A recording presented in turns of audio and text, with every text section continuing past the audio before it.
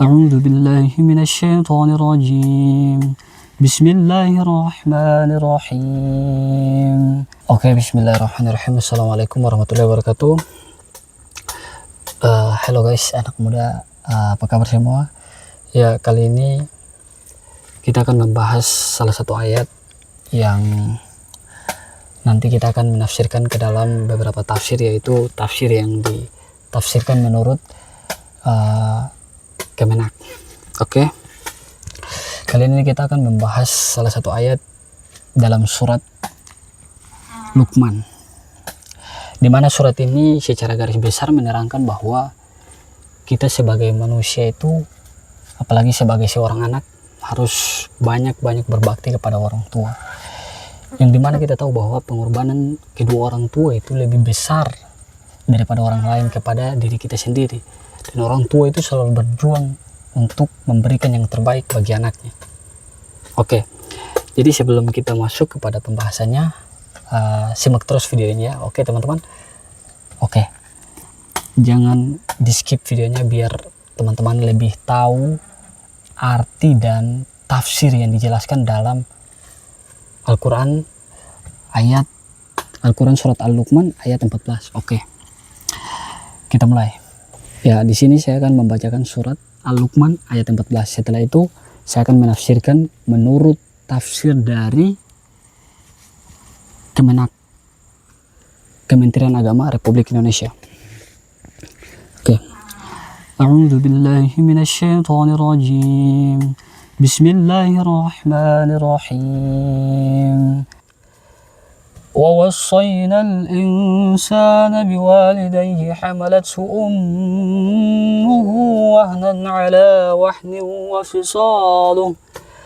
وفصاله في عامين أن اشكر لي ولوالديك إلي المصير.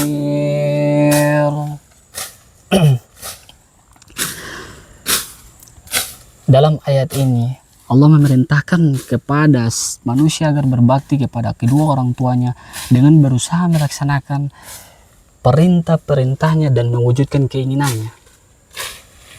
Dan pada ayat lain juga memerintahkan yang demikian firman-Nya. Bismillahirrahmanirrahim.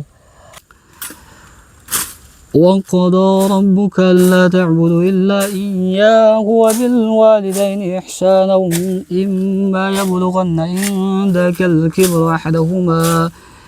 أَحَدُهُمَا أَوْ كِلَاهُمَا فَلَا تَقُل لَّهُمَا أُفٍّ وَلَا تَنْهَرْهُمَا وَقُل لَّهُمَا قَوْلًا كَرِيمًا. Yang artinya, dan Tuhanmu telah memerintahkan agar kamu jangan menyembah selain Dia, dan hendaklah berbuat baik kepada ibu bapak.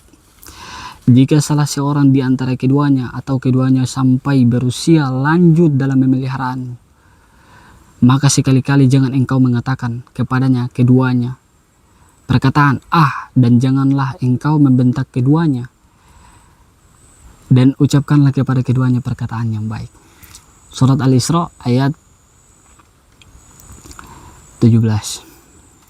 Hal yang menyebabkan seorang anak diperintahkan berbuat baik kepada ibu adalah, yang pertama, ada beberapa poin yang diperintahkan oleh Allah bahwa setiap anak itu wajib berbakti kepada ibunya. Di sini saya akan menjelaskan ada 2 poin yang wajib anak itu harus berbakti kepada ibunya. Oke. Yang pertama, ibu mengandung seorang anak. Sampai ia dilahirkan, selama masa mengandung itu, ibu menahan dengan sabar penderitaan yang cukup berat. Mulai pada bulan-bulan pertama, kemudian itu semakin lama semakin berat, dan ibu semakin lemah. Sampai ia melahirkan, kekuatannya baru pulih setelah habis masa nifas.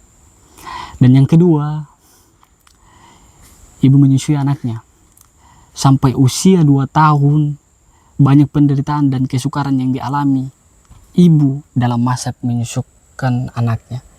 Hanya Allah yang mengetahui segala penderitaan itu. Dan dalam ayat ini yang disebutkan hanya alasan mengapa seorang anak harus taat dan berbuat baik kepada ibunya. Tidak disebutkan di sebabnya seorang anak harus taat dan berbuat baik kepada bapaknya. Hal ini menunjukkan bahwa kesukaran dan penderitaan ibu dalam mengandung, memelihara, dan mendidik anaknya jauh lebih berat bila dibandingkan dengan penderitaan yang dialami bapak dalam memelihara anaknya. Penderitaan itu tidak berupa pengorbanan sebagian dari waktu hidupnya untuk memelihara anaknya, tetapi juga penderitaan jasmani dan rohani seorang ibu juga menyediakan zat-zat penting dalam tubuh untuk makanan anaknya selama anaknya masih berupa janin di dalam kandungan. Oke, baik teman-teman, jadi dalam surat Al-Isra ayat 14 ini jelas ya teman-teman. Ya, kita tahu sendiri bahwa ibu telah berkorban berat dalam semasa hidupnya, merawat kita, bahkan menyusui kita dari waktu kita masih kecil, masih bayi, sehingga sampai kita besar. Ibu itu tidak pernah meminta apa-apa dari kita. Tetapi jangan sampai ketika kita sudah besar, kita sudah memiliki apa-apa ya, apapun yang kita miliki, barang-barang mewah, dan ilmu kita sudah semakin tinggi, malah semakin kita lupa kepada seorang ibu kita. Dan padahal sewaktu masa kecil kita dirawat, kita digendong, bahkan ketika kita masih kecil, kita menangis di waktu kapanpun, ibu itu selalu berusaha untuk menenangkan kita, memberikan yang terbaik buat kita, buat menjaga kesehatan kita, buat membuat kita tumbuh dan berkembang juga sama seperti anak-anak lain. Ibu itu selalu melakukan yang terbaik. Tetapi yang kita lihat contoh saat ini, apakah kebalikan dari itu? Ada seorang anak mampu merawat ibunya. Bahkan ibu itu mampu melahirkan 10 anak, dan 10 orang anak lebih bisa dilahirkan oleh seorang ibu. Tapi apakah nanti setelah anak-anak itu besar mampu merawat ibunya atau tidak? Itu yang perlu kita introspeksi dalam diri kita sendiri. Jadi ya, saya di sini belum sempurna juga. Saya mohon maaf jika mungkin pembahasan kali ini ya menyinggung diri teman-teman atau orang-orang yang memang menonton video ini, menyinggung diri teman-teman. Tapi ya, kita sama-sama belajar teman-teman. Saya juga belajar untuk bagaimana berbakti kepada orang tua saya. Saya juga belajar bagaimana untuk menjadi yang terbaik buat orang tua saya. Saya juga belajar untuk bagaimana harus mampu menuruti apa yang diminta oleh orang tua saya ketika saya punya segalanya. Dan teman-teman juga harus mengingat bahwa ketika teman-teman sudah mempunyai segalanya, jangan lupa sama orang tua teman-teman. Oke? So, mungkin ini pembahasan dari yang tadi surat Luqman ayat 14. Saya cuman menyimpulkan, mengambil beberapa poin penting yang memang mungkin kalau teman-teman merasa bahwa yang dibilang atau yang dijelaskan oleh saya itu berbeda sama pemahaman teman-teman, nanti tolong di komen ya, taruh aja komentar teman-teman, jadi perlu ditambahkan ini, atau masih kurang di sini penjelasannya saya, atau kamu perlu menambah ini, atau penjelasan kamu itu tidak masuk dengan ayat ini.